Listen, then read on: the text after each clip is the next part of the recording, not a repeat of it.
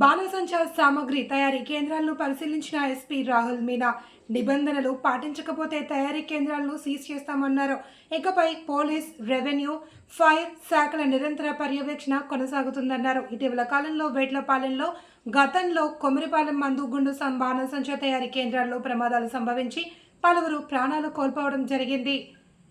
దీనిలో భాగంగా కోనసీమ జిల్లా SP Rahul Meena Ravulapalem rural CI Vidyasagar, Kothapeta SI G సురేంద్రలతో కలిసి కొత్తపేటలో మందుగుండు బాణసంచారి తయారీ కేంద్రాలను పరిశీలించారు.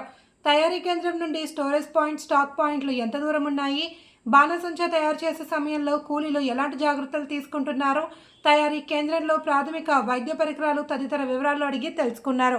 అనంతరం మీడియాతో మాట్లాడుతూ ఇకపై పోలీస్, రెవెన్యూ, ఫైర్ సంబంధిత శాఖల అధికారులతో నిరంతరం పర్యవేక్షణ కొనసాగుతుంది అని, అన్ని నిబంధనలు పాటిస్తున్నారా లేదా ఎక్కడైనా నిబంధనలకు విరుద్ధంగా ప్రవర్తిస్తే లైసెన్స్ రద్దు చేసి తయారీ కేంద్రాలు సీజ్ చేసి యజమానులపై చట్టపరమైన చర్యలు తీసుకుంటామని ఎస్పీ రాహుల్ మీనా హెచ్చరించారు.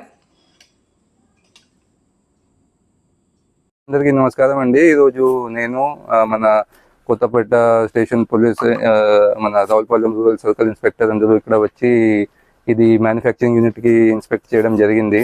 సో దీంట్లో అంతా సేఫ్టీ ప్రోటోకాల్స్ వాళ్ళు సరిగా ఫాలో చేస్తున్నారా లేదా అది మనం చెక్ చేసాము. మీ అందరికీ తెలుసు, రీసెంట్గా కాకినాడ జిల్లాలో కూడా ఒక అన్ఫార్చునేట్ ఇన్సిడెంట్ జరిగింది. దీనివల్ల కూడా అండ్ ఇది ముందు కూడా మేము కూడా కంటిన్యూస్గా అంతా చెక్ చేస్తున్నాము. సో దీంతో ఇక్కడ ఇది పర్టికులర్ మ్యానుఫ్యాక్చరింగ్ యూనిట్లో what are the safety precautions, వాళ్ళు అంతా అది మన ఫైర్ సేఫ్టీ ఎక్విప్మెంట్ సరిగా ఉందా లేదా, ఫస్ట్ ఎయిడ్ కిట్ వాళ్ళు ఎట్లా పెడుతున్నారు, ఇది అంతా మన ద్వారా ప్రిపేర్ చేసిన చెక్ లిస్ట్ ప్రకారం అంతా చెక్ చేయడం జరిగింది.